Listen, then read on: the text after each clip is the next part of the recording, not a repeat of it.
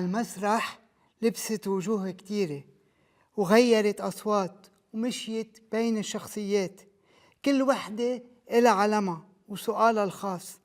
بس قبل كل الأدوار كانت نملة صغيرة، نملة ما خافت من الطريق الطويل ولا من الحمل الثقيل ولا من إنها تبلش من محل صغير وتكبر مع كل مشهد.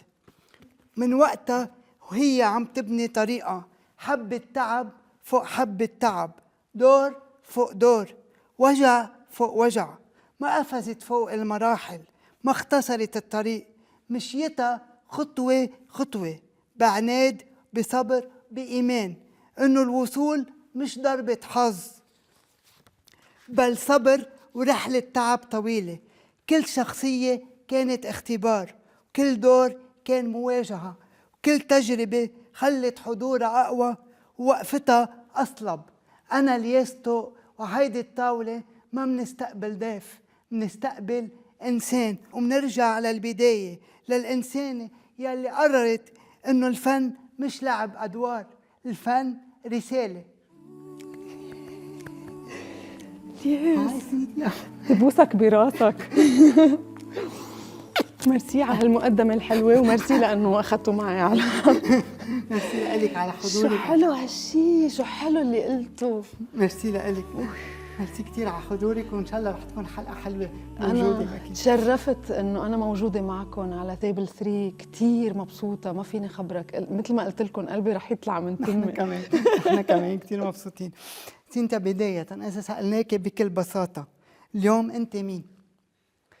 الشيء اللي بقوله إنه أنا إنسانة بحب الحياة، بحب الحب، إنسانة بحب، ومثل ما بقولها للكل أنا بحس مثل كأنه ربنا عطاني بس قلب بشوف فيه وبحكي فيه وبتصرف فيه، حتى بعصب فيه. أنا قلب على إجرين، وكتير فخورة بهيدا الشيء. بحس إنه لأنه بحب هالقد بستوعب كل شيء. بس بشكر ربي على هالنعمة اللي عطانا إياها، نعمة الحب. هيدا الشيء اللي بعرف عني فيه، حب وفرح وحياة. نحن كمان نشكر الله هيدي النعمة ومنحبك. سينتيا، نحن بنعرف إنه بكل بيت مع العائلة مع الأصحاب في طاولة بتجمعنا، وعلى كل طاولة في أطباق أساسية بتنزل، وعلى طاولتنا تيبل 3 في سؤالات أساسية رح تنزل، هي اللي رح تفتتح القصة من أولها وعلى حقيقتها. جاهزة؟ جاهزة. من بعد كل هالسنين بالمسرح وبالتلفزيون وبالسينما، شو الحقيقة عن نفسك يلي اكتشفتيها مؤخر وما كانت واضحة بالبدايات؟ إنه to trust my guts، يعني ومع الوقت اكتشفتها. دايما وقت اللي تبلش بتكون بتخاف، بتصير بس همك إنه تقول نص أو ما تنسى، ما تضيع، وبتصير مخربط بكل الانفورميشن يلي بيعطوك إياها. بس مع الوقت فهمت إنه أنا عم بلعب دور إنسان، هيدا الإنسان عنده 100,000 لاير غير يلي نحن عم نشوفها على التلفزيون. مش ضروري أنت تعرفها، بس المهم أنا أعرفها حتى وصل كيف أنا عم بقول جملتي، ليش عم بقولها بهالطريقة هون، ليه بكيت يمكن وقت أكلت حبة زيتون. إنه هيدا الشيء يمكن ما ببكي، بس أنا تذكرت بهاللحظة بيي وقت كان يكبس لي زيتون، وأنا ما كنت حب الزيتون وقت كان يكبسون، وانجبر أكلهم وصرت حبهم هلأ. دونك هيدول كروا لي دموعي. هيدول الإيمجز أنا بيكونوا عندي واضحين تقدر وصل هيدا الشخصية. بحس الشخصية قبل ما فتش على ما ورائياتها، ومع الوقت صار كتير أهين إنه أقدر حس الإنسان تقدر وصله بتقريباً أكتر صورة قريبة عليه. هيدا اللي تعلمته مع الوقت، إنه عندي إنه هالفيلينج بالإنسان يلي عم بقدر وصله بالجو. وهذا الشيء اللي بيخليك تكوني أصدق. صح، بمحل كتير يعني صح. حسيتي هالشخصية كتير مش صح. بس عم تأديها، وإلا أحسن ما ألعبها إذا ما دقت فيني وما خلتني حس كذا إيموشن بلاها. حلو. هل مرقتي بمرحلة بحياتك مش بالفن حسيتي فيها أنك عم تعيشي شخصية مش نابعة منك بس لأنك مضطرة؟ عم بحكي بحياتك أنت؟ ايه اكيد.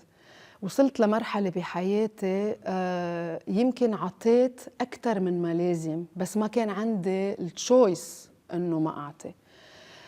وقت اللي انت بتكون تحت ضغط انه لازم تكون هون موجود وعم تعمل كل شيء انت، وعم تعطي وعم تنتبه على هيدا الشخص، وعم بتكون انت عم بتحيطه، بس انت ما عم بتحيط نفسك لانه ما عندك وقت لنفسك.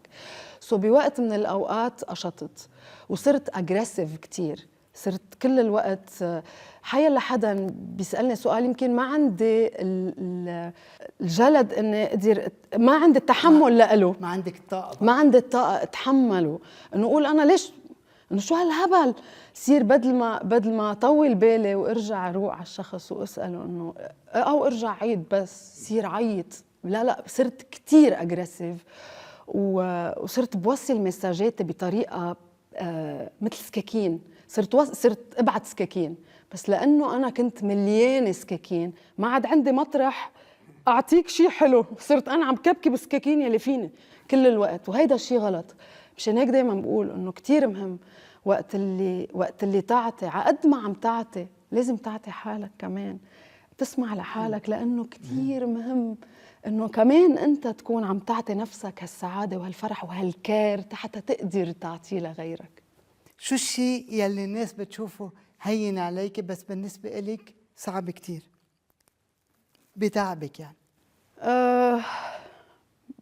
دايما الناس بتشوف انه مش معقول كيف فيها هالقد تقدر تلبي اشياء بهالقد وقت قصير، والاشياء هينه لإلها. مثلا اذا صار حاله طارئه مثلا، بتشوفني قدرت نظم سير ودق للمستشفى وشوف اذا في عندهم مطرح، وشوف شو في قدامي، واقدر اعرف انه هيدا الشخص كسر ظهره دونك لازم نطلب له امبولانس، لازم نزيح الناس عنه. مثلا عم بعطيك اكزامبل صغير. ناس تقول انه كيف قدرت عملت كل هول، بس ما انا كنت بالصليب الاحمر وبعرف اعمله، انا لإلي صاروا هينين، للناس بيحسوا لا. وبنفس الوقت بصيروا يقولوا كيف فيها تعمل 3 مسرحيات مع بعض وتصور مسلسل. انا لإلي انا بنص شغفي، صعب كتير. بس دايما بقول مثل الام يلي بتوعى على توام، انه بتقوم عليهم اثنيناتهم ما بتنام ابدا، وبتنظف وبتشتغل وبتشتغل برات البيت، وبتقوم باثنين، وبتكون هي خالصة يعني ما في شيء فيها. بس إذا طلع صوت ابنها بتشوفها ركضت ورجعت من الأول. بحس إنه هيدا الحب والشغف هو اللي بيعطيك هيدي القوة بتخلي الأشياء تصير سامبل، لأنك أنت هيدول إنه موجودين، يا بتعرف تعملون يا بتعرف تعملون. إيه فوالا بعتقد هيدا جاوبت. هل في شخصية لعبتيها ودفعتي ثمنها نفسيا أو إنسانيا؟ شو كان هالثمن؟ نفسيا أو إنسانيا، بس ما في ليك رح أقول لك إنه نفسيا تعبت كرمال دور وهيك. لا كتير مهم تعرف تفصل كممثل بين نفسية هيدا الشخص ومشاكله ومشاكلك، هيدول مشاكله إله. بس التعب تبع الشغل ايه اكيد. وقتها بنصور شخصية أكثر من غيرها، كل الشخصيات كتير بتتعب. خاصة أنا بالنسبة لإلي التلفزيون لإلي كان بينقص لي من عمري 50 سنة كل مرة. يعني هاي تاني اكسبيرينس بحس إنه 100 سنة راحت. ما بعرف قد ايه بعد بضاين ما بعرف، بس عن جد كتير صعب. وتحية كتير كبيرة للممثلين المسلسلات، لأنه مش معقول شو صعب. أوقات الشغل والظروف يلي بنشتغل فيها. مثلا أنت عم بتصور مسلسل أنت بالصيف، بيكون نص الشتوية، يعني بيكون البرد قارس، وأنت إنه شوب دوروا الاي سي، بتكون انت رح تموت، بصير عندك روماتيزم وحاله. ايه هيدول الاشياء كتير يعني دفعت ثمنها جسديا ونفسيا، لانه ايه اوقات التصوير كتير طويله، وبدك تضلك صلب وقادر تكون مركز وتقوم بحالك وتقوم بهالدور، ولانه اتس تيم ورك، ما فيك انت كمان تجي تقشط وتقشط العمل معك. ايه اكيد كل عمل بيتطلب جهد نفسي وجسدي، خاصه لإلي كان المسلسلات، إن كان بالدم ولا بالحرام. انا بالنسبه لإلي هول الاثنين كتير تعبت فيهم. لو رجعنا للنملة صغيرة، شو كانت عم تحلم وشو الحلم يلي بعدك عم تركضي وراه لليوم؟ شو حلو السؤال. النملة الصغيرة من أول ما خلقت كانت مفعمة بالحياة، كانت تحب الغنى وتحب الرقص وتتخيل حالها دايما على مسارح عم بتغني وناس عم بتفرجوا مبسوطين. من أنا وصغيرة كنت أتخيل إنه دايما في أنا على مسرح وعم بغني وعم برقص وهيك. مع الوقت حلمي تغير، مع كل ما أكبر شوي صار مثل يصير مور أكتر، ماتشور أكتر. صرت هلأ هدفي وحلمي بعدني لليوم وبفتكر رح يضل لكل حياتي. الشيء الوحيد اللي بدي أتركه على الأرض هو قديش زرعت فرح، وهيدا اللي بدي أعمله كل حياتي. بس بدي وقت حدا يشوفني بالحياة بس يضحك علي، يضحك معي، ما بتفرق معي، المهم يضحك. ايه حلمي انه فل من هالحياة وحتى على دفنه يكونوا الناس عم بيضحكوا، عم بيخبروا اخبار، عم بيزقفوا، عم بيرقصوا، عم بينبسطوا انه انا بهالحياة قدرت عطيت هالقد فرح.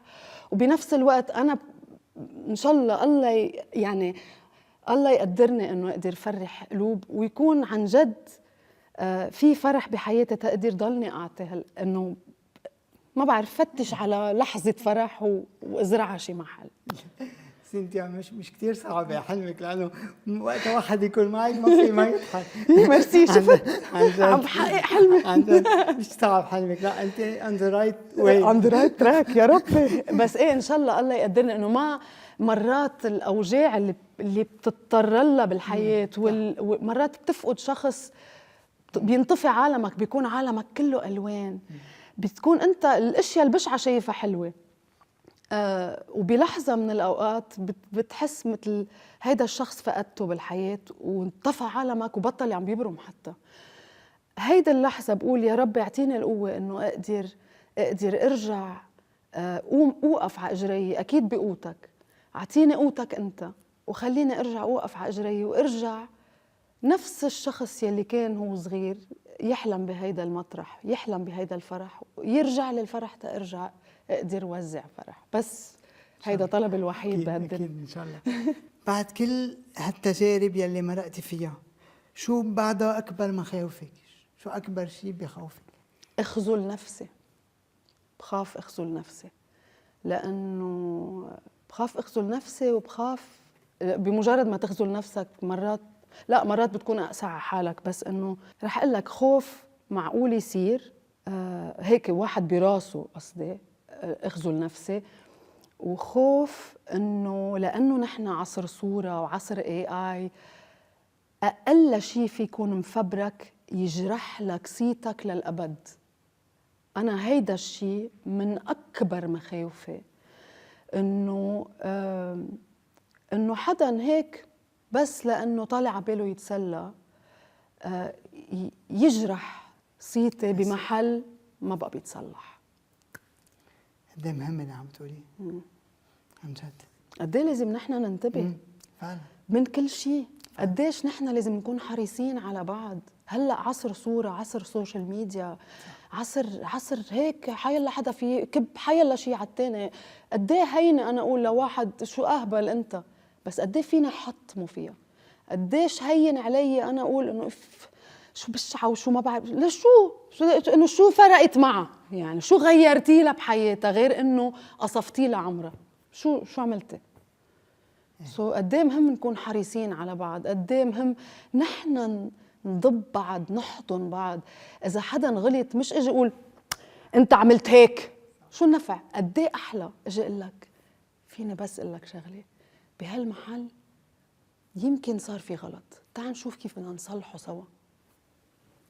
نفس الشيء قلته بس بغير طريقه. هون عم ببني انسان، هون عم بكسره وعم بزيد على الوجع وعلى وجع. التكسير كسر. وجع. رح نرجع نحكي مطولا بهذا الموضوع لاحقا بالحلقة. هلا رح ننقل لفقرتنا الثانية، أسئلة خفيفة بس عندها القدرة تغير نكهة الحديث. اوكي. شو أبسط تفصيل ممكن يقلب مزاجك إيجابا خلال ثواني؟ ولد عم بيغني، ولد عم بيغني أو عم بيضحك. وقتها تسمع ولد عم بيغني أو عم بيضحك يعني هيدا ولد محاط صح، منه معرض لولا شيء خطير يعني. ايه بقى بتحس انه ايه، بحس دغري بفرح. طيب وسلبا؟ ولد عم بيصرخ او عم بيصرخ خوفا يعني، او الشيء اللي دائما بقوله انه بخاف دائما انه ينسلخ ولد عن امه. هيدا الشيء الصوت بعرفه ما فيني اسمعه يعني، فيك تحطمني، الانجستيس بتحطمني. شوف حدا عم بيتعرض لموقف انجست، مش عادل، ايه كتير بتنتف. عادة غريبة بس ما عم تقدري تتخلي عنها؟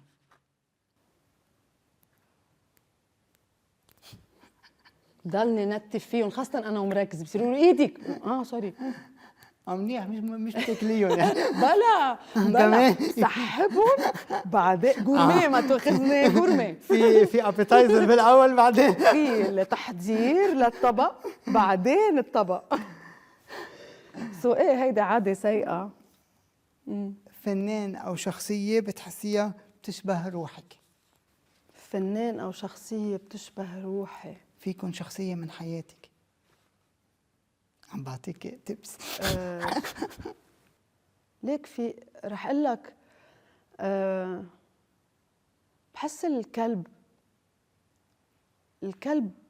بيشبهني عن جد. ليه؟ او الحمار يعني اثنين. بحس انه الكلب عنده فرح عظيم هيك، بضل بتدعس على اجره، هو بيقول لك سوري، انه خلص سوري خي لا انا اللي بدي لك سوري، طول بالك. بيوصل بيتأهل فيك، بينبسط فيك، بده يلعب، بده ينبسط، بده يعني كتلة فرح. بحس هيك بيشبهن. وبعدين بتضربه ما بيخاف، بيزعل، بس بيرجع معلش لانه هو كان معصب، معلش انه كله معلش. ايه بحس هيك. بتعرفي سيدي انا عندي فوبيا من الكلاب، بس من هلا وبالرايح بعد الجواب اللي ما كنت متوقعه رح افكر بالموضوع.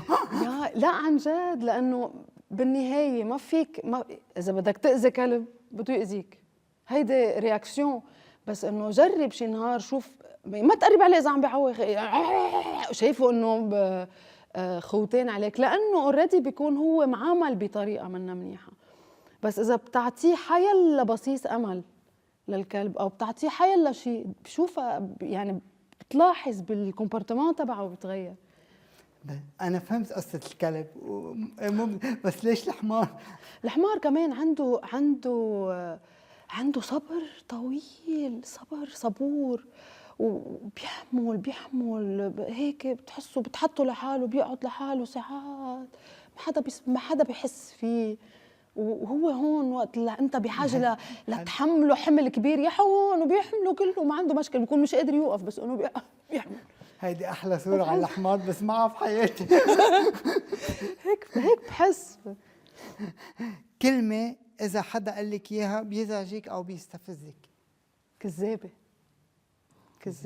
ما بيقولوها، بس بحس انه انا اذا انقلت لي بحس بنهان بالصميم. شو الصفه يلي ما بتحبيها بحالك او بشخصيتك؟ الصفه اللي ما بحبها بكسر بحالي كتير، مرات بتروح يعني ثقة ما تحت الصفر، بتنزل. قاسية كتير على نفسي، مرات بكسر بحالي كتير، لأنه بطلب كتير من نفسي. أنا بس لازم هدي طولي بالك، خدي نفس. بتقللي شيء من قيمة حالك ايه مرات كتير. ايه عم بتعلم، عم بعمل ثيرابي كرمال اقدر مثل واحد يجرب يظبط حاله قد ما بيقدر، حتى يكون مثل ما هو بيفتخر، بقدر افتخر بحالي. في شيء ما بتحبيه بحالك؟ إذا بدي أطلع بحالي عن بعيد رح أقول لك بكل صدق لا، ما في شيء ما بحبه بحالي، لأنه اشتغلت على حالي مثل النملة الصغيرة، فشخة فشخة، خرزة خرزة، ميات حتى أوصل للي أنا عليه اليوم. بفتخر بحالي كتير، في أشياء كتير بدها تصليح أكيد، بس الحلو إني شايفتها وبعدني عم بحييك بعد ما وقفت وما رح وقف.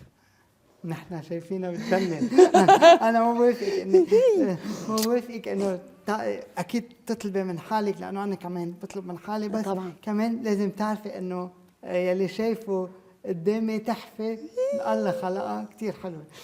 بكفي انه الله خلقنا قد ايه حلوين. اكيد اكيد.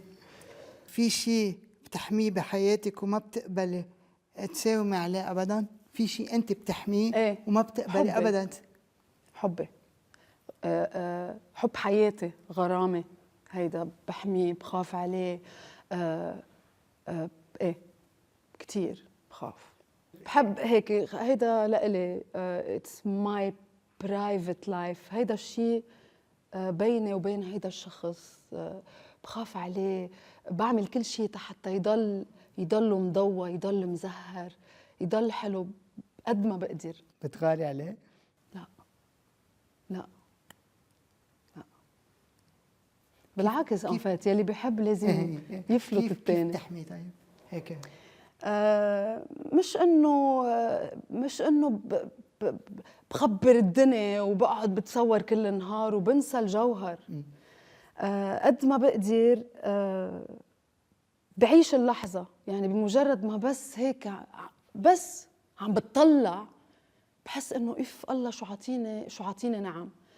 وعن جد I cherish the moment. ودايما بتعرف لياس، هيدي مش قايلتها يمكن، بس بحس حالي تايم ترافلر، يعني مسافرة بالوقت، مثل كأنه حياتي حلم من هون حلم من هون حلم من هون، مثل كأنه الله عطيني هيدي اللحظة هلأ عم بتذكرها، وأنا بهيدا الستيت اوف مايند. سو إذا أنا زعلانة وأنا معك هلأ أو بارمي وجهي، بصير أقول ما أنا عندي لياس بوجهي هلأ عم بحكي معه، وأنا كل الوقت كنت عم بحلم بهاللحظة. طب ما قولي له، يعني عبري له عن هيدا الشيء، فسري، يعني كوني بهاللحظة كليا، كلني فيها بكون. وقت اللي بكون مع حب حياتي بكون كلني بهيدي اللحظة. إذا عم نتخانق ولا لحظة يعني بتاخد دقيقة بعدين سوري خلص كيف الكلب سوري خلصت هون. خلصت هون. ايه لأنه ما في وقت. شيء بتعمليه بينك وبين حالك وبيضحكك؟ راسي بيحكي معي. عندي شي 100 شخصية براسي، بحس انه مثل كأنه رسوم متحركة، سو وقتها بيصير شيء قدامي، بس إذا كنت بدفن مثلا فجأة بيوعوا هن طبعا بالوقت اللي مش مناسب وبيبلشوا ينكتوا، بقى بصير بتشوفني انه قاعدة بمطرح وفجأة لحالي بتصير تضحك. ايه مرات هيك بس خلص that's part of me. هيدا راسي بيعمل رسوم متحركة ونكت لحاله، هيك بيضحك حاله بحاله. هذا الشيء بيساعدك تنقلي من مطرح يمكن مانك مبسوطة كتير فيه، ولا يمكن وبشوف الاشياء كلها خلص كله ريديكول، انه ما بحمل الاشياء اكثر ما بتحمل صراحة. حلو. سؤال دايما بيسألوك اياه وزهقتي انك تجاوبي عليه، شو علاقتك ببرونو؟ شو سر، يعني خلص ما حكيناها، ما في مقابلة ما سألوني إياها، وما في جريدة وصحافة، ما في حدا ما سألني هذا الموضوع. نحن ما سألك خلص ما ايه شفت. ميرسي ياس. إذا عطيوكي ريموت كنترول للبنان ليوم واحد، شو أول تفصيل بتغيريه؟ قلوب الناس. قلوب الناس. بعمل اوف لكل الوجع، كل الأحمال، كل الحقد، كل الكراهية، وفجأة بيضوي كل شيء حلو بالناس تيشوفوا كل الحلو بكل الناس، لحتى وقتها يرجع يصير اوف يتذكروا قد ايه هالشخص حلو مثل ما هو. هيدا الشيء مش تفصيل، بس قد ايه حلو جوابي. تخيل بس قد ايه بيغير. بس ما هي وقتها تعرف الشخص الاخر الياس، دايما نحن بنصير نقول ما هيدا بضل معصب وبضل يقفط وبضل يخبط ومنزيح عنه. طب ما روح لعنده اساله، بركي عايز شيء، بركي بده تساعده بشيء، بركي عنده شيء تفصيل بحياته ما عم بيقدر يخلصه. يعني مثل ما عم بقول لك انا، اذا انطفى عالمي بصير يمكن ابشع شخص على وجه الارض، لانه انا بكون كتير تقلت. طب ما رجع عرف ضويني، طب ضووا الناس. 100%. هذا التفصيل بيقدر يغير وجه لبنان كله. كون هلا بدنا نبلش فقرتنا بطريقه بتشبهك وحلوه كتير، وبتشبه الشيء اللي بتعمليه برات الكاميرا وبرات الاضواء.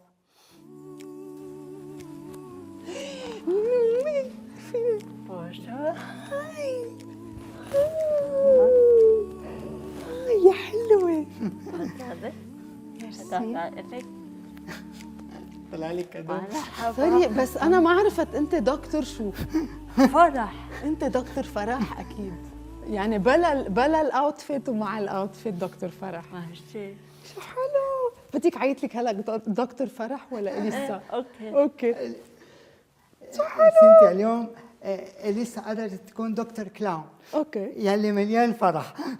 هي بلا الدكتور كلاون هي مليانة فرح وبتزرعي فرح. وبالنسبة لنا دكتور كلاون مش تنكر ولا تمثيل، هو إنسان قرر يكون محل الوجع.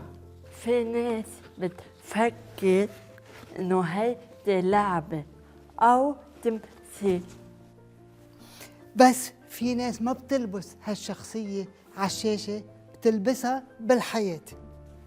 بس الحقيقة هذا من أصعب الأدوار، لأنه هون بتفوت من دون نص ومن دون تحضير، بتفوت على غرف مستشفيات مش كرمال حدا يزقف ولا كرمال الكاميرا، كرمال ضحكة صغيرة قادرة تخفف نهار طويل. 100%. اليوم حبينا ندور على دور حقيقي بالحاجات، دور يلي ما بينساف بس بينحاس وبيخفف أو ساعد كتير أطفال. لأنه يا سينتيا أنا وإليسا قطعنا بتجربة كتير طويلة بالمستشفيات، ومنعرف قديش هالمرحلة صعبة، ومنعرف قديش ضحكة صغيرة معقول تغير وجع وتقلب عن جد. هاي الضحكة صغيرة أو حضور ممكن يعمل فرق ويغير كتير. مشان هيك حبينا نتوجه لكل طفل موجوع أو حدا موجوع عم بيسمعنا اليوم. أنت مش لحالك، نحن معك. لو بأصعب ظروف أنت بحقلك تضحك. في ناس مثل سينتيا قرروا يكونوا هالوجود، مش بالكلام بالفعل. عم بحس حالي كتير أكتر من ما لازم صراحة، بس أنا تابعة ل organization اسمها ابتسامة، وهيدي المبادرة كتير حلوة قاموا فيها بلبنان، ومني لحالي، في كتير ناس مثلي عم بيعملوا هيدا الشيء. وأنا يعني كتير مبسوطة بحياتي إنه صادفت وقدرت أعرف إنه هيدي الأورجنايزيشن موجودة تقدر انتمي لها. سو كتير حلو اللي بنعمله، بس اللي بناخده أكتر من بكتير من اللي بنعطيه. يعني نحن بس موجودين بهيدا الوقت وبهيدا المكان. بتعرفي سينتيا، أصعب شغلة على الإنسان هو وقت الوجع، وقت الصعوبة، وأكتر شغلة بتأثر بالإنسان لما حدا بيضحك لك أنت وموجوع. عشان هيك كتير بيأثر فيي هالشي صراحة. بعد تزيد عليك، مش بس يلي بيضحكك أنت وموجوع، يلي بيكون موجود بهاللحظة صح، وما بيبرم. ايه هيدي الأساس. هي إذا بدك دايما بقولها إنه الكلاون دكتور مثل كأنه موجود بهيدي الغرفة بهاللحظة تيغير جو الغرفة. مرات كتير ما بنقدر نزرع بسمة بالأوضة، بس يمكن الذكرى انه كنا موجودين هالقد كولرفل وفتنا، يمكن ما بعرف عملنا شيء صغير بقلب الاوضه الولد ما بينساها.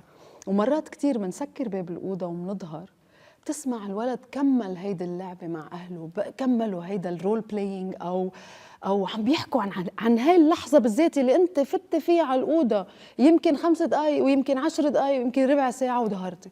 هي لما بتلبسي هالدكتور، شو اللي يعني هن بيأثروا فيكي اكثر ولا انت بتأثري فيهم اكثر بتحسي؟ بفتكر اثنيناتنا سوا مثل كأنه بنفتح شبابيك لبعض، شبابيك نور. حبيتها قصة الشبابيك عن جد أنا بحس هيك كل حياتي، بس عن جد بتكون أنت فتحت شباك فيه هوا نظيف وحلو بحياته، وهو فتح لي شباك كبير كتير بحياتي. عن جد عم بقول لكم انه نحن بناخذ اكثر ما بنعطي صراحه. ما بحس حالي ولا مره انه اعطيت شيء اكثر ما انه كنت موجوده هون بهاللحظه. اكيد وجودك بس بيعطي. سينتيا، قبل ما شاورك انت طيبه ومهضومه وطبيعيه، وقد ما احكي قليل. بس قولي لي قد ايه بتحبي الكاميرا؟ قد ايه انا بحب الكاميرا؟ ابدا. لا فيني اقول لك شغله، حب من طرف واحد بس لا ليك كثير مهمه الكاميرا بحياتي، لانه عم بتوصل كل شيء عم بعمله. هيدا شيء كثير مهم بحياتي، بس مش انه صار عنصر اساسي. كل شيء بعمله لازم انه خبر، او كل شيء بيصير بحياتي لازم ينقال، وحيلا تفصيل ان كان موجود او مش موجود لازم يكون متاح. مهم الكاميرا بحياتي حتى توصل شيء حلو، وبكل التفاصيل الباقيه حلو انه تنزاح. بس لو بدي احب الكاميرا مو بدي احبيها، انا بدي صورك. انا إلي الشرف اتصور بكاميرتك. فينا نتصور بس مع بعض؟ بدك ولا صوره بس انا؟ لا هاي صورة لا إلك. لا إلي؟ أنا حتى عنا لا. بعدين شو بدنا نعمل فيها؟ يا يوم صورت بسرعة أول مرة. شفت خلص ما الهني سهل خلص. لكانت طلعت صورة وطلعت لكانت بينت شو الصورة بحياتك بتحسي انها ظلمتك؟ ليك ما كتير بتفرق صراحة. شحت قليلة؟ لا ما بتفرق إذا لأنه ما حسيت إنه أنا ظلمتني، الناس حسيت إنه ظلمتني. أيوة. وقت اللي بيقولوا شايفة حالها لأنه ما بيعرفوني. بس وقت يتعرف علي دغري بيتغير الامور. يمكن بيكونوا من قبل كانوا ماخوذين بصوره الممثل، دائما بياخذوا فكره انه هيدا الممثل هو ذاته هيدا الشخص.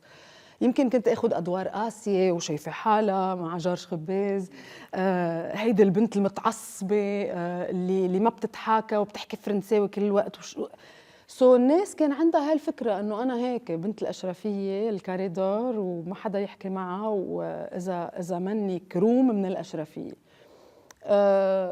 ما ظلمتني، لانه مع الوقت الناس رح تتعرف عليك، على حقيقتك، على انت كيف.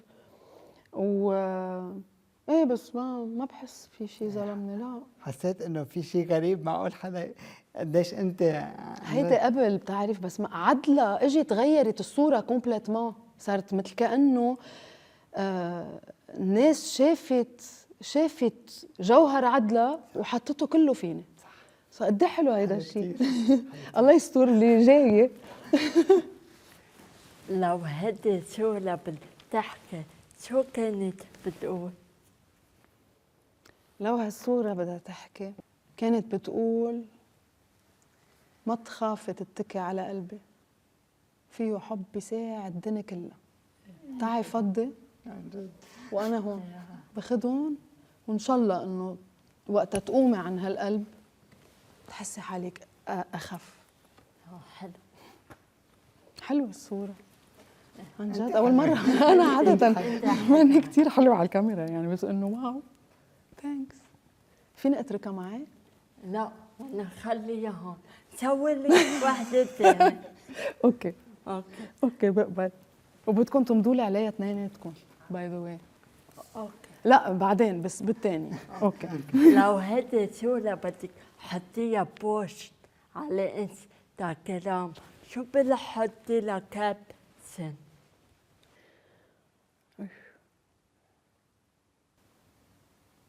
وقت القلب يصور. حلو. عن جد، لانه بحياتي مني حلوه بصوره صراحه. تتشوفي انه وقتها قلبي يصور، بصور نفسه، انه بيصور يلي بيشوفه. هيدي لأنه صورة رح تبقى بتابل 3 كولكشن. حلو. 2026 فوالا. ماشي. ميرسي اليسا. هلا سوي لك صورة تانية. وانتم بتكذبوا علي. هلا سنتيا بدنا نرجع نرحب بإليسا لأنه رجعت إليسا. هاي اليسا. نعيد. هاي إليسا. طولتي اليوم. عن جد اشتقنا. بس شو هالدكتور فرح؟ قصة. عن جد. الحياة سنتيا بتتجمع بصور، صور علقناها وصور خبيناها، صور بعد ما أخذناها، موسيقى بنسمعها، كتب بنقراها، أفلام بنشوفها بتأثر فينا وبتأثر على حياتنا. هلأ نحن وياكي رح نفتح معرض شخصي مع بعض. اوكي. فيني عيط لك سيسي؟ فيك اكيد فيك تعيد. انا بحس قراب يلي بيعيطوا لي سيسي بنبسط. أنا حسيت إنه نحن صرنا قراب. صرنا عائلة هلا خلص، ومش لازم ابدا يتغير هيدا الشيء. ميرسي كثير. بفرحنا عليك. اوكي سيسي، اذا بدك تشتغلي حياتك بمسرحية، فيلم او غنية او مسلسل، شو بتختاري وليه؟ بحس فيلم باتش ادمز يمكن. هيدا ذا دكتور يلي بيزرع فرح بقلب المستشفى. I think this is beautiful. وفي عندك Me Before You. هيدا الفيلم I love this movie. مش معقول شو حلو. كمان عن كير جيفر، بتجي عند حدا عمل حادث وصار تترابليجيك، يعني شو بيقولوا فقد الشلل كلي. وهو بده، هو ما بده شيء من الحياة، بده يقتل حاله، وهي بتجي مثل كأنه بيجي شمس على حياته بتغير له حياته كلها. في مشهد من حياتك لو كان عمل فني كنت بتسليه بالمونتاج؟ في شغلة كتير مهمة بالحياة، إنه كل الظروف اللي قطعت فيها وكل الاشياء ان كانت منيحه او بتقرف اللي قطعت فيها بحياتي عملتني اللي انا عليه اليوم. اذا بدي فكر مزبوط مش لازم شيل شيء، لانه كل مرحله علمتني شيء، قوت فيني شيء، خففت مني شيء، وعملت اللي انا عليه اليوم، ورح تعمل اللي انا رح صير عليه بكره.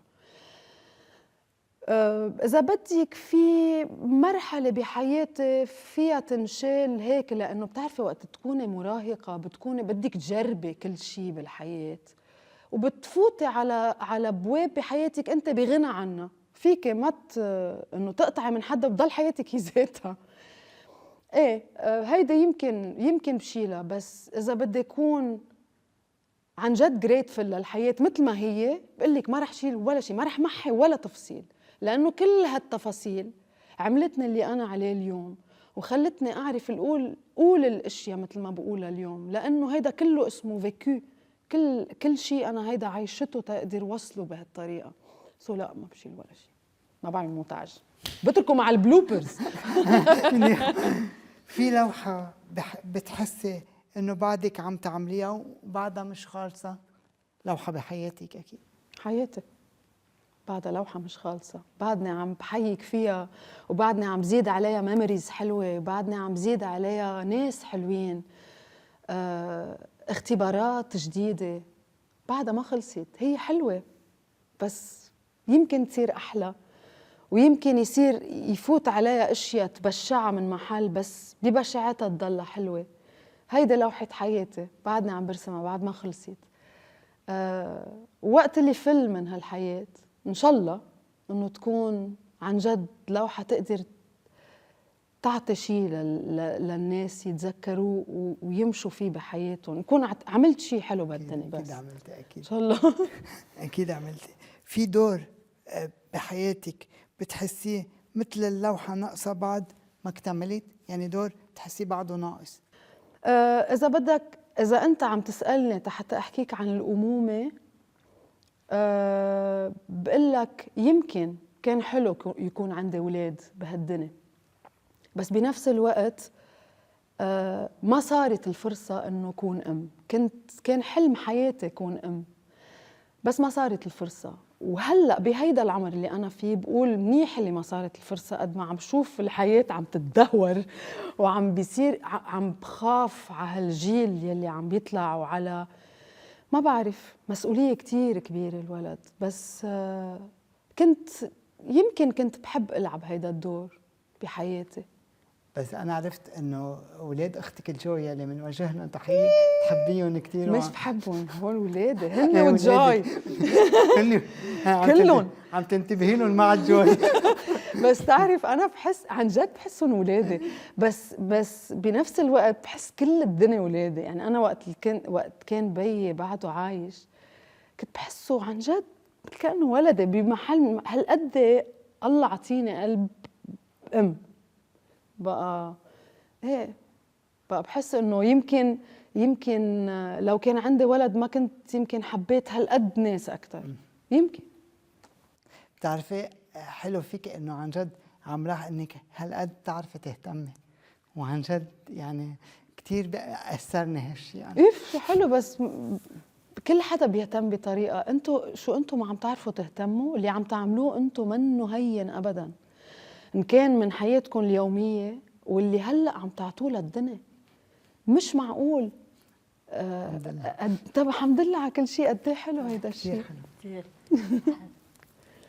عنا كمية حب كبيرة كتير مثل ما كنت عم تقولي قبل شوي. واضح وبيبين على وجوهكم اثنيناتكم. مش معقول. انا دايما بقول انه بصيروا يقولوا ذوي الاحتياجات الخاصة وذوي الهمم الصعبة. عن جد هي ذوي الهمم الصعبة. لا، لأنه ما بفتكر حدا. يعني أنا هلأ إذا حطيتني يمكن بجسمك يمكن ما بعرف شو يصير فيني، ما بعرف كيف هالقد عم تضووا. أنتو بركات. يعني بفتكر هالدنيا حلوة لأن فيها ناس مثلكم. ومشان هيك عم بقول انه بليز ما توقفوا هيدا البرنامج وخليه يصير عنده فروعه بهالدنيا، لانه we need more people like you. we need لازم نسمع قلوبكم. بس انتوا احكوا. لو حياتك فين شو بتحب تكون لقطة لساي؟ اللقطة اللي جاية اللقطة اللي جاية مثل حفلة سوبر كبيرة فيها من كل الناس ومن كل الأديان ومن كل من الكون. فيها الكون وبس ناس مبسوطة وبس عم بيحبوا بعضهم، عم بيحترموا بعضهم وبينبسطوا مع بعضهم، بيفرحوا مع بعضهم، بياكلوا مع بعضهم. هيك بحس لا شيء هيك فرح بس كل الناس مع بعض. حلو كتير اللي عم تقولي، بس بدي لقطة واقعية. لقطة كيف يعني؟ يعني شيء هيك فينا نلاقيه. يعني اليوم هيدا الشيء بعالمك بجنن، بالعالم الخاص. عالمك الخاص بجنن. ان شاء الله نقدر نشوفه. بس شيء محسوس. بلك نشوفك عروش.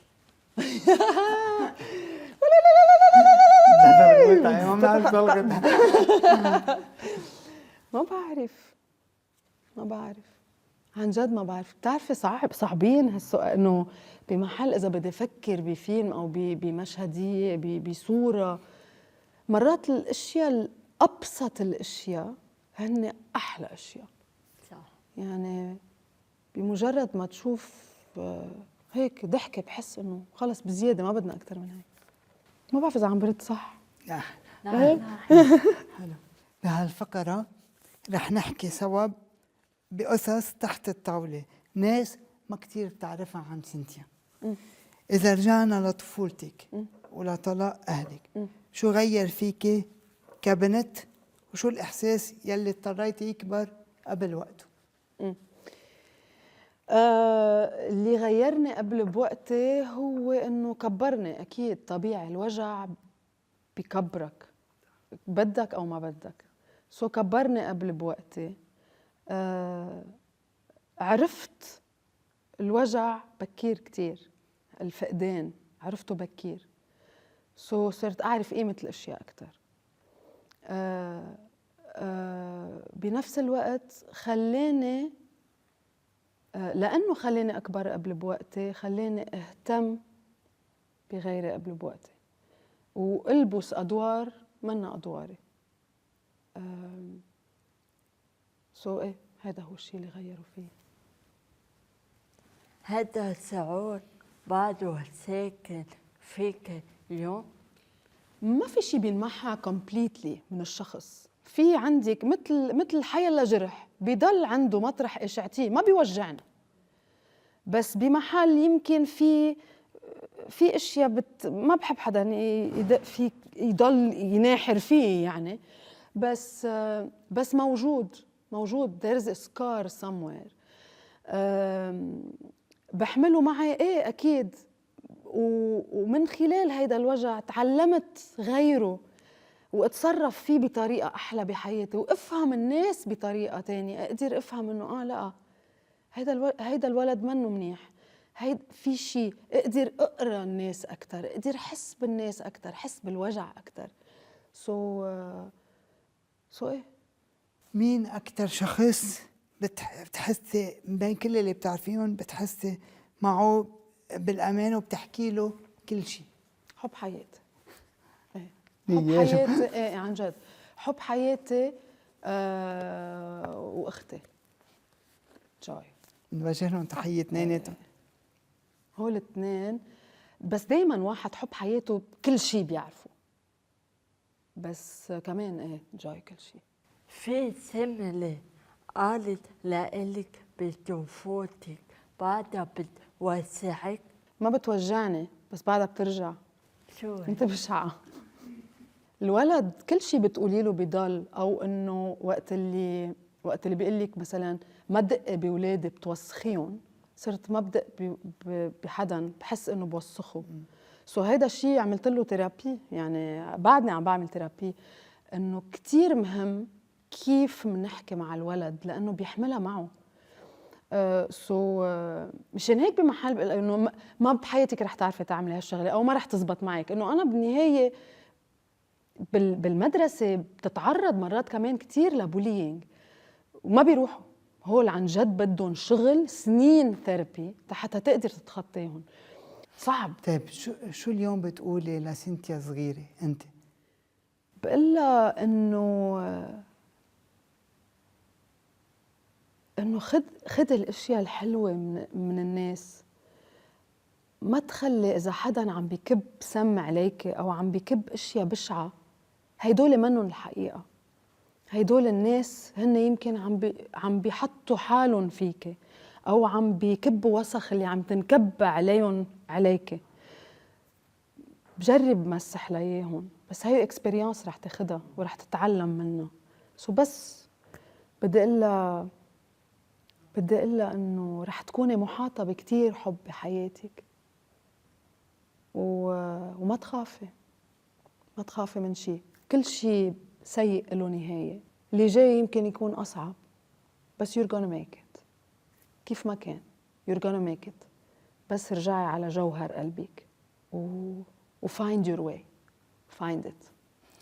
بتعرفي سينتيا، أنا وأليسا إحنا وصغار كمان كانوا يقولوا لنا كتير قصص بشعة وبتوجع ما عندي شك وبتأذي، بس نحن وكل الناس اللي حبونا إن كان بالمؤسسة اللي جينا منها وإن كان أهلنا، عن جد قدرنا ناخد هيدي القوة ونكفي ونعرف إنه عن جد الحكي يلي بيقولوه العالم بيقولوه قد ما قاشعين القصص، مش حقيقة القصص. يعني أول بيشوفوا من منظارهم يمكن ما بيشوفوا قليل جوهره، بيشوفوا اللي هن قادرين يقشعوه. فأنا علي كفة، وهذا الشيء اللي نحن بنتعلمه إذا بدك، أو بنتعلم نآمن فيه تنقدر نكفي. هيدي مسؤوليتكم هلا، هيدي مسؤولية كل حدا عم بيشتغل بهيدا البروجرام. ويمكن ما بعرف بعدين استقبلوا بعض. نحن ما رح نعطي لهالكون قد ما انتم عم تعطوا، استقبلوا ناس معكم بالمؤسسة.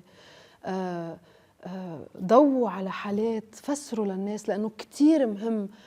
بدل ما أشوف حدا إنه لا ما تطلع لأنه ما بعرف يمكن محروق ومش قادرة أنا أتطلع طب اسأله شو صار معه، ليش شو صار. تعالوا نفتح حوارات، نسأل what's your problem، ليش أنت هيك.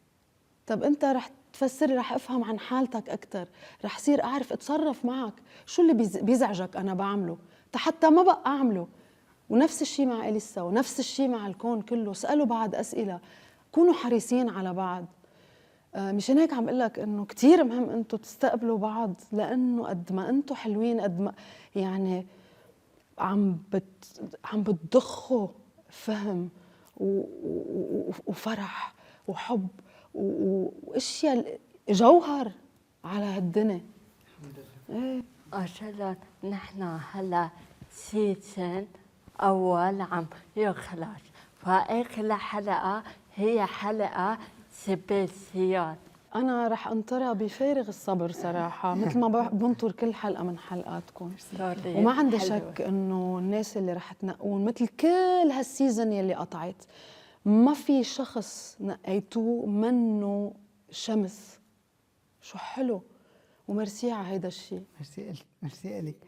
لما قريتي سيناريو بالدم وتعرفتي على عدلة لأول مرة، شو كانت أول فكرة تخطر ببالك عنها؟ عرفت إنه عدلة رح تغير كتير أشياء، من طريقة نظرة الناس لهيك ناس، من طريقة تعاطيهم مع الناس المهمشة بالمجتمع. نقدر نضوي على وقت اللي نحن عم نضوي على مشكلة بعدها كل يوم عم بتصير بمجتمعنا. قلت أنا إنه رح يتغير كتير أشياء على القليلة بقلوب العالم. I knew it من أول لحظة، من أول ما حكيتني نادين. كنت شايفة هالشيء. نادين السوسة. كنت كتير حقيقية بهالدور. قولك على طول الإنسان يلي ما بيطالب بحقه بيروح ضحية ضعفه. معقول كتير، إيه يعني إذا بدك مش دايما الحياة منصفة، الله كبير ما في شك، بس كتير مهم واحد يطالب بحقه، يوقف مع الحق. وكتير مهم كمان وقت اللي يكون هو بموقع ضعف يصيروا كل الناس هيدا الشخص وكلهم يعلوه. فعلا. بس مهم انه هو يعبر ويحكي ويعلي صوته. ضروري، بس مش دايما. بعدين بدك ترجع للطفولة، كيف تربى، بأي طريقة تعلموه على انه سكوت ولا علموه على انه يعبر عن حاله. مشان هيك هيدا الشيء كمان بده وعي من الناس اللي حايطين هيدا الشخص.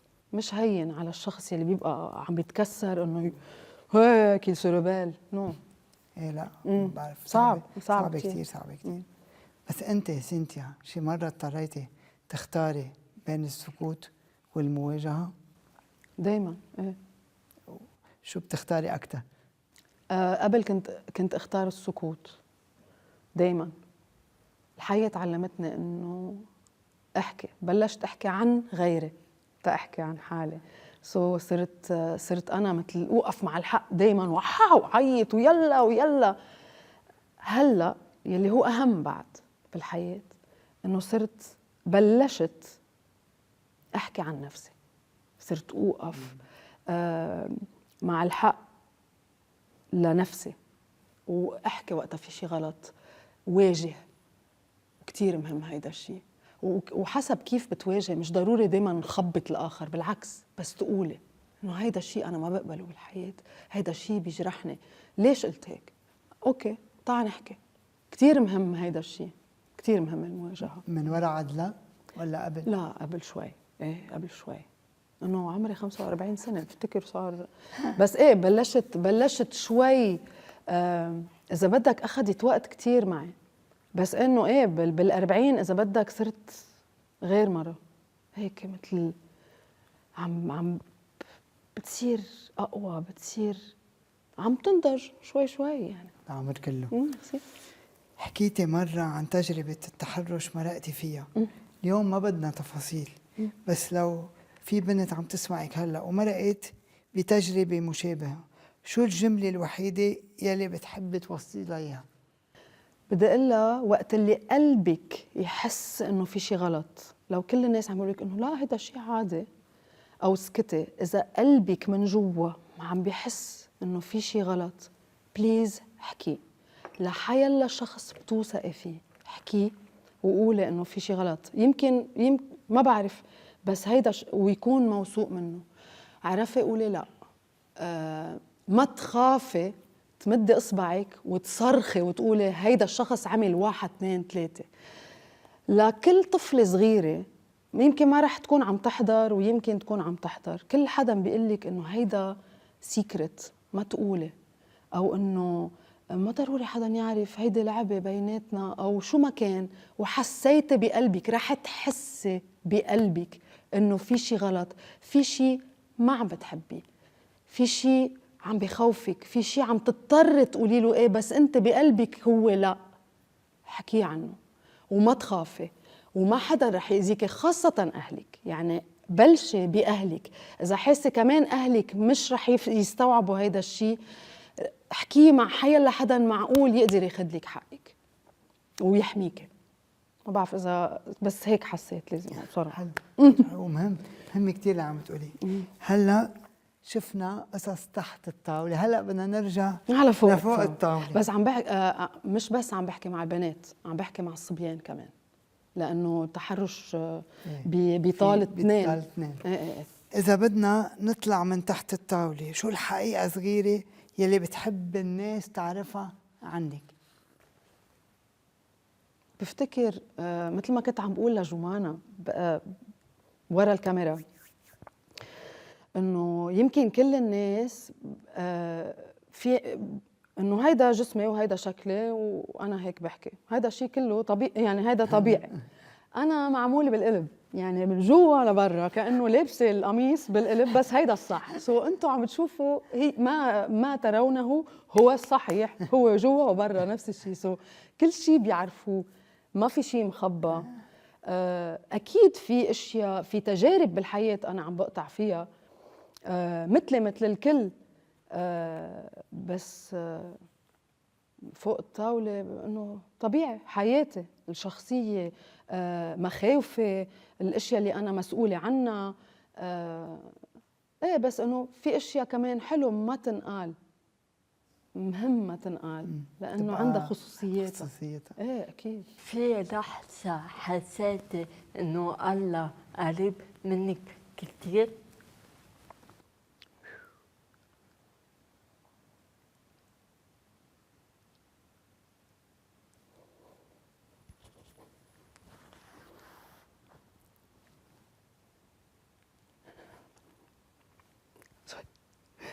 بدك كلمات؟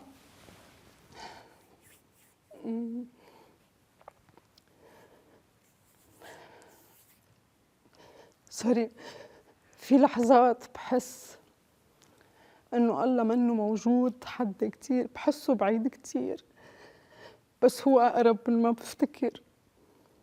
مشان هيك بكيت. سوري سوري كتير، معلي ما بيأثر، بس لازم دايما اتذكر انه اقرب من ما بتخيل. بس سنتيا انا كتير بقدر دموعك وقد ايه حقيقيه باللي عم تقوليه، بس عن جد كلنا بنقطع بهيك شيء، وكلنا دايما لازم نذكر حالنا بالحقيقه اللي انت قلتيها. سوري ابدا، بس هي عن جد الحقيقه مثل ما هي. ميرسي بوكو، ميرسي حبيبي. بس انا كمان بدي اقول لك انه عن جد الله كتير قريب منا كلنا، ومنك أنت بالأخص، وبيطلع بكل حدا بفردويته. يعني عن جد حلو نتذكر هالشي. دايما لازم نتذكر. إذا بدك هيك تقولي لي بكلمتين كيف علاقتك بالله؟ بفتكر واضح. بحس الله أكبر بكتير من ما بنتخيل. الله بكل شيء، الله بكل شيء حلو وبكل شيء بشع، لأنه عم بيكبرنا. الله فيكم وفيك وفيك أكيد. علاقتي بالله مثل علاقة كل إنسان، وقت اللي حسيته كتير بعيد وحتى أنا شحطته من حياتي، حسيت حتى أرجع أحبه وأتكبش فيه، صرت أقول طب أنا بحب الجمال وبحب الحب كله وبحب الطبيعة، بحب الكير. طب هول كلهم إذا بدي أعطيهم اسم خليني أحطهم باسم الله وأرجع أحبه. وهيك رجعت. بتعرف لأنه مرات عن جد تقطع بظروف صعبة لدرجة إنه بتصير أنت مثل كأنه الشخص اللي بتحبه أكتر شيء بتعيط عليه أكتر شيء، وبدك تشحطه بدك تقلب الطاولة عليه وهو هون صابر. يعني مش إنه صابر، إيه إنه أكيد ولا لحظة تركني، لأنه كل لحظة بحياتي ما بقدر أقول لك قديش I'm blessed every day. I'm blessed every second. كل لحظة بحياتي شو فيها شقفة من قلبه لله، وهيدا الشيء I'm grateful for it. كل لحظة. وعن جد اللي عم بتقوليه بيأكد قديش الله بيحترم حريتنا وبده ايانا نختبره. عن جد بعرف انه حكينا عن التنمر قبل، بس بحب انه نرجع لهالشيء تشوف قديش أثر عليك، وشو بتقولي اليوم لكل حدا عم يتعرض لنفس الشيء. اوكي. انا وقت تعرضت للتنمر ما زعجني الموضوع ابدا، لانه بالنسبه لإلي بحسها اتس ان اوبينيون. يعني اذا انت جيت قلت لي اني بشعه وانه معنسه او هدول الكلمات اتس ان اوبينيون، هيدا رايك فيني. ومعنسه اوكي، بس هيدا خيار. عرفت انه مين قال لك انه معنسه بالحياه؟ انه ما انت بتعرف حياتي، فتت عليها ما بتعرف شيء عني بالبرايفت لايف تبعي. سو بمحل يلي هيدي النيجاتيفيتي اللي بتنكب عليك فجأة من كم هالقد كبير من الناس،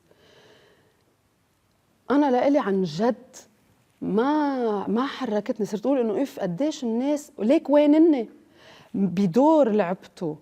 هالقد الناس لقيته بطريقة كتير حلوة وشافوا بيرسوناج جديد غيره، بس شاف انه انا ماني حاطه ميك اب وانه انا بشعه وانه انا ولو وين الجمال بانه نهار جميل مع الجميله مدري شو كانوا حاطين ال LBC، ونزلوا فيني كانه الجمال هو اهم شيء بهالدنيا. سو انا هيدا ما بيهمني، لانه فيك تقول بدك اياه، المهم وصرت اقول منيح اللي قالوا لي اياه ما قالوا لغيري، لانه انا ما بيحركني ابدا. صارت البريس تقول لازم احكي عن الموضوع كرمال الاولاد او الناس اللي عم بيتعرضوا للتنمر. شو بدي اقول للناس اللي عم تتعرض للتنمر؟ ما فيك تقول لهم شيء غير انه العالم عم بتفضي حقد حامله اشياء. يعني وقت انا بدي اقول لك انك بشع، شوف شو منقلي، شو عم بيقولوا لي انا بالبيت او اللي حوالي، شو عم بيكسروا فيني حتى انا مارس هيدي القوه على حدا ضعيف. وبعدين هيدي اوبينيون، يعني يمكن انا بحب الشقر، انت بتلاقيهم بشعين، انت بتلاقيهم بشعين، بس يمكن الياس بيلاقيهم حلوين كتير. سو اتس ان اوبينيون، ما بتهم، مش هيدا الاهم. الاهم شو بتتركي بهالدنيا. سو خلي الناس تحكي اللي بدها اياه. يعني جربي يعني ما بعرف كيف بدي ساعد العالم. ما فيك تساعد، اتس برايفت، سيت اون اكسبيرينس بيرسونيل، يعني تجربه خاصه بده يقطع فيها الواحد. قد ما بدك تقول لحدا اذا هو vulnerable، اذا هو منه باحسن حالاته، رح تفوت فيها سكاكين، ما فيني اقول انه وما فيني اعمل شيء تشيلهم غير انه اقول انه الناس بدها تحكي، مش هن ارائهم، مش هيدا المهم. المهم انت شو بتعمل بالحياه، شو بتعمل انت بالحياه، شو عم تعطي لهالدنيا. مهم آرائك أنت، إنه أنت أنا كيف بحالي بتشوف حالك. اكزاكتلي. وغير هيك وقت اللي بدي اطلع بحالي عن جد ما عم بتطلع بالمرايه، اكيد مهم انه حب كيف المنظر اللي بدي فرجيه للناس، بس مش هيدا اهم شيء. شو عم بترك، شو هالبصمه اللي عم بتركها. يا حي عطله اصريت انه تكون اسنانها هيك، اصريت انه ما نحط ولا نقطه ميك اب، اصريت انه ايديا يضلوا مجروحين. يمكن ما شفتوهم بالمسلسل، بس انه روحها حلوة، كل الناس لقيتها حبوها. احلى مخلوقه. ووقتها ماتت كل الناس صاروا يبكوا وهي انه عم تمثل. اكزاكتلي. بتحسي انه صار في عزا بالبلد كله. مزبوط، كانه شقفه من قلبهم راحت. تتشوفوا انه مش اهم شيء، بس شافوا جوهرها. شوفوا جوهر العالم قد ايه احلى وقد ايه بتتعلموا اشياء. مزبوط. وهذا الشيء اللي عم يفرجينا اياه كمان تيب السنه، انه الكومنتات اللي عم تجينا عن جد رائعه. ما في كومنتس نيجاتيف، كومنتس عم تتعرضوا له. الحمد لله الحمد لله. خي شو حلو. الحمد لله. شو حلو، شو حلو انه الناس عم بتشوف. ومرسي لكم لانه هيدا جهد منكم ومن القيمين على هيدا البروجرام. شو حلو، شو حلو. بعد الدنيا بألف خير سنتي. ايه عن جد بعد ايه. الدنيا بألف ما خير. بتخلى، ما بتخلى. هلا صرنا من اول الحلقه نازلين فيكي اسئله. هلا الطاوله بدها تقلب، يعني انت بدك بدي اقلب الطاوله عليكم. هلا بدك تقلبي فرجيكم. الطاولة علينا. تسالينا انا واليسا السؤال يلي بدك اياه، وكمان فيك تقولي بمين بدك تبلشي. ليك وقت اللي بتقلي انه انا لازم اسال هيك سؤال لاثنيناتكم، ما بيخطر على بالي الا سؤال واحد موحد لاثنيناتكم، وبتمنى انكم مثل ما انا جاوبتكم بكل صدق انتم تجاوبوني بكل صدق، واكيد رح تجاوبوني بكل صدق. Are you happy؟ اكيد، لانه انا بعتبر انه حياتي هي فرصه تكون سعيد، تكون سعيد وتعبي الدنيا سعاده، لانه انا مثل مرسل. انا مرسل من، يعني الله بعتني كرمال افرح وخلي العالم تكون مبسوطه. هيدا دوري، هيدا دوري، شو ما كان وضعي وشو ما كان حالتي وشو ما كانت تجربتي، دوري اني اكون مبسوط. وبس اتطلع فيه ما في الا ما اكون مبسوط، لانه ما في اله انغرم بجبلة ايديه هالقد، شو بدي بعد اكثر.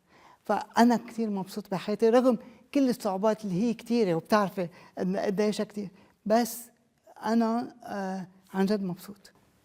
وببين على كل حال وبتعدي فرح. الحمد لله عن جد. الحمد لله الفرح بيعدي. ايه. ولا شو بدي احكي من بعد ما حكي؟ لا أكيد. لا بس قولي لي، بحب اعرف منك. انه ايه انه عدول مبسوطة انا، لانه انه ليه بدي اسعى؟ انه انسان سيء مرة واحدة على حياة، ونحن انه مش مرور كلام بالحياة، عنا دور، ونحن عرفنا شو دورنا، ودورنا كتير مهم. ويمكن إذا دورنا بالبسمة هذا أحلى دور. هذا أحلى دور، ونحن هون عم نقدم أحلى دور، إنه بسمة عطول عواتنا. ايه، وبسمة على قلوب الناس عم تعطي. لانه العالم بحاجه للفرح، إيه. بحاجه تكون مبسوطه، إيه. رغم كل التقل اللي عم بتعيشه، عن جد بحاجه. حاجة مفوكسة على الاشياء اللي ما عندها اياها. صح. بليز فوكسوا على الاشياء اللي عندكم اياها. رح تلاقوا كثير قصص. يا ويلي شو رح تلاقوا قصص.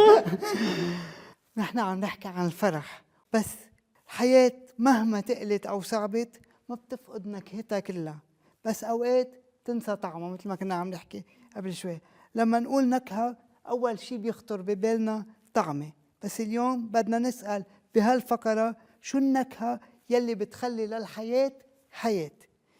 هل كان في لحظات معينة حسيتي فيها إنه حياتك فقدت نكهتها. كذا مرة، وهذا شيء طبيعي انه بمسار حياة كل واحد في مطارح كتير موجعة فقدت نكهتها. ايه، وقت فلت امنا من البيت فقدت نكهتها الحياة، وقت اللي توفى بيي فقدت نكهتها الحياة، وقت اللي هلا عم نقطع بظروف للحظات فقدت نكهتها الحياة. أكيد المهم نرجع، قلت لك ما نفوكس على الوجع، نشوف كيف فينا نظهر منه بأرقى طريقة بأقل ضرر ممكن علي وعلى اللي حوالي. وارجع بس هيك شوف النور، بس شوفه والحقه. في نكهة بتربطك بذكريات ما بتموت؟ طبعا. دينا نكهة. ايه طبعا. اعطيتك شو بيقولوا اكزامبل اول حلقه عن الزيتون الاخضر والزيت. انا كنت معان باكزامبل تاني. اول مره من بعد ما توفى بابا دقت زيت زيتون رائع، كروا دموعي. ماشي، حسيت انه اف بيذكرني ببابا، بهالزلمه الرائع يعني. طعمات ايه، في كذا شغله بتفتح لك بواب بالذكريات يعني. حتى المشاية بعرف طعمتها. لا عن جد. هذه برايفت لايف. لا عم بمزح.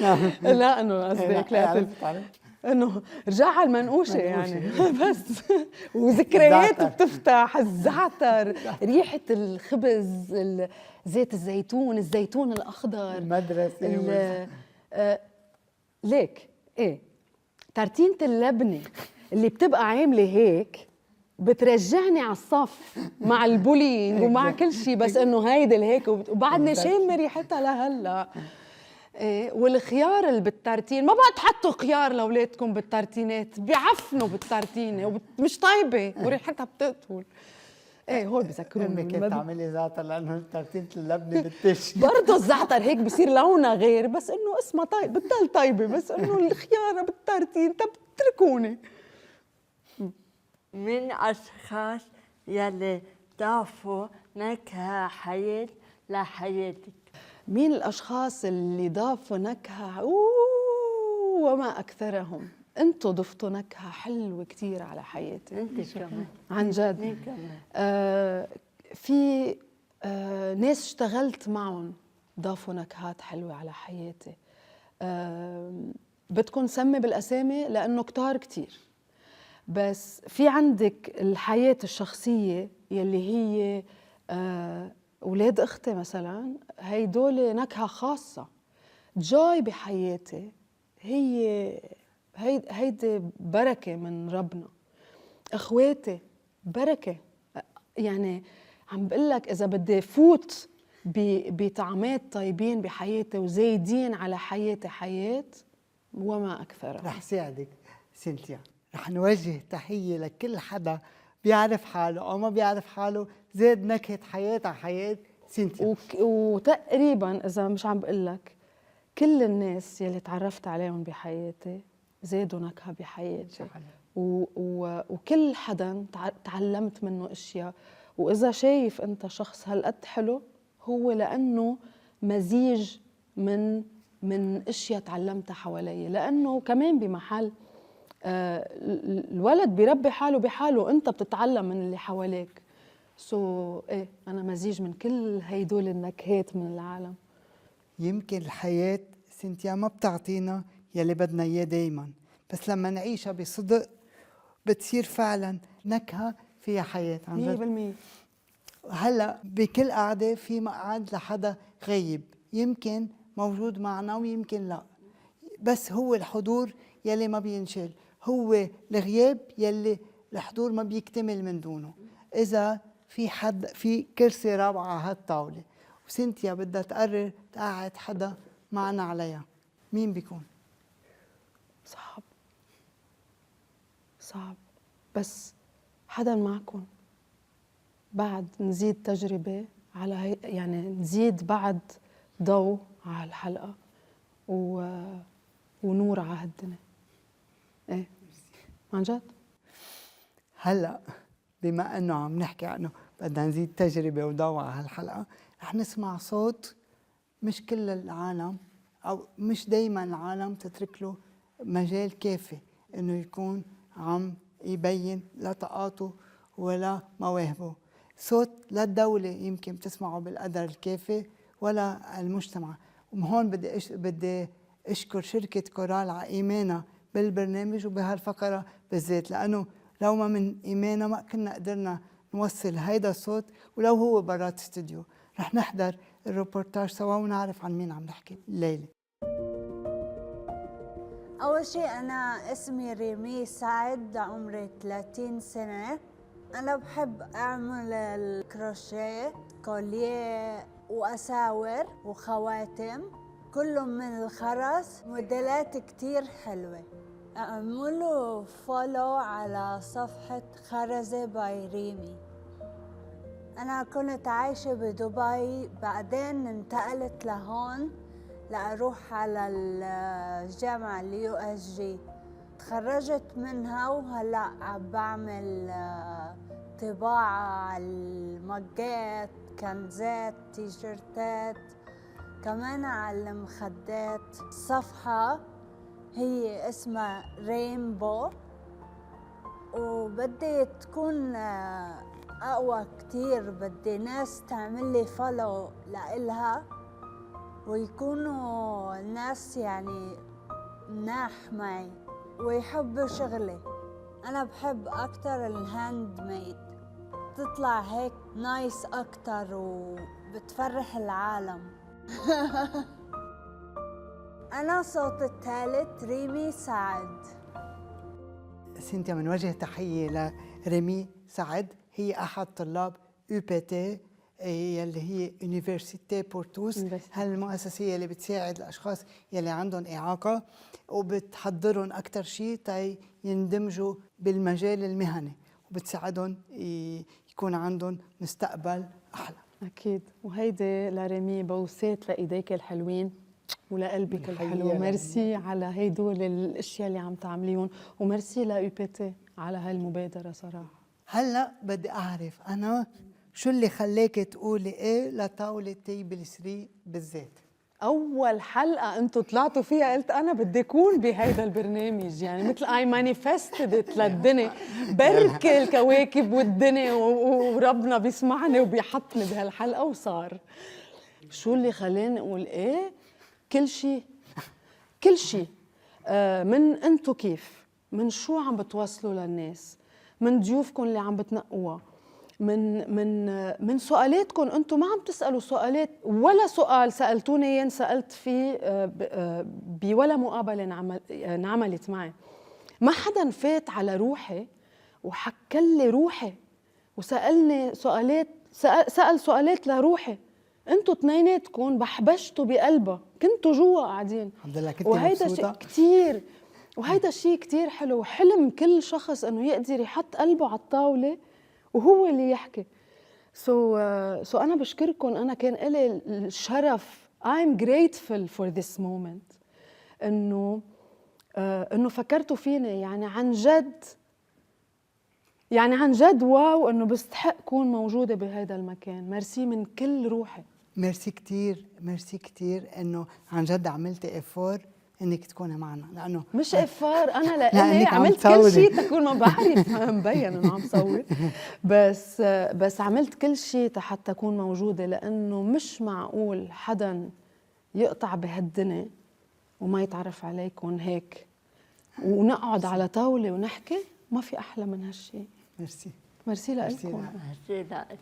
طيب هلا طاولة تبل سلي إلك بدقيقة واحدة، شو بتحبي تقولي لنا قبل ما تفلي؟ ورح أسويلك كمان. أنا وعدناكي بصورة تانية. لحظة رح أرجع أعمل نفس الشيء قبل. هلا تاخد سنة. هلا لأنها لإلي. هلا إيه أخذت غلط. أخذت أنا هيك. هلا حلوة عفوية. لا العفوية. هلا ميرسي حبيبي. بفتكر شو اللي رح أتركه على الطاولة تركته بخلال هالحلقة كلها، بس اللي أنا حابة أتركه شيء فكرت فيكم بشغلة كتير بسيطة صغيرة، إذا بتسمحوا لي أقدم لكم إياها.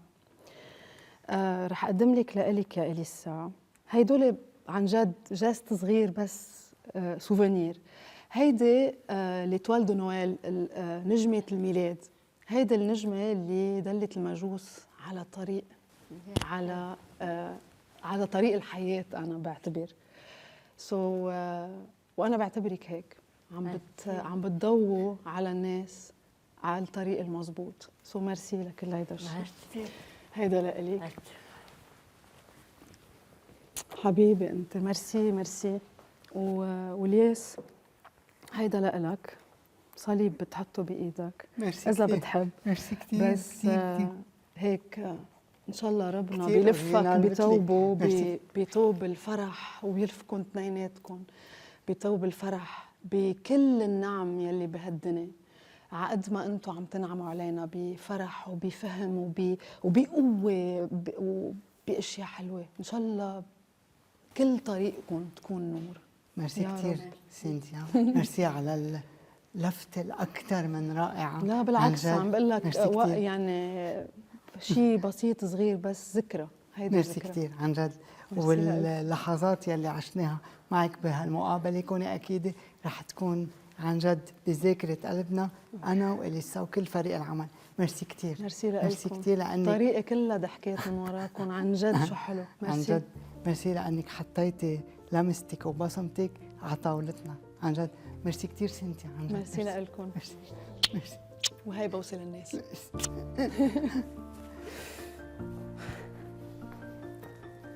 اليوم على هالطاولة ما شفنا بس ممثلة، شفنا إنسانة موهبتها إنها تلمس الناس من غير تصنع. سينتيا بتذكرنا إنه الفن الحقيقي بيطلع من القلب وبيرجع للقلب. شكراً لأنك أنت دايماً مثل ما أنت، نادرة، صادقة، روحك أجمل من كل الأدوار. منشوفكن بالحلقة اللي جاي. أنا بدي أحكي. احكي انت. في كتير ناس بيقطعوا بحياتنا ما بيمتلكوا أثر، صح. بس سيسي تركت كتير أثر. اثر كبير كثير اكيد هذا بحياتنا واكيد أنا بحياه كتير المشاهدين. حبيت أنا. واكثر شيء حبيته قديش سينتيا عندها القدره انها تقرا حالها وانها تكون هالقد مرتاحه تروح عند العالم هي ومرتاحه. يعني الشخص اللي مرتاح مع حاله ما بيقدر الا ما يوصل للناس، هو مرتاح مع حاله. فسينتيا قديش هي حدا جيفينج، حدا بيعطي صح. من دون حسابات ومن دون شيء، بلا حدود. بلا حدود.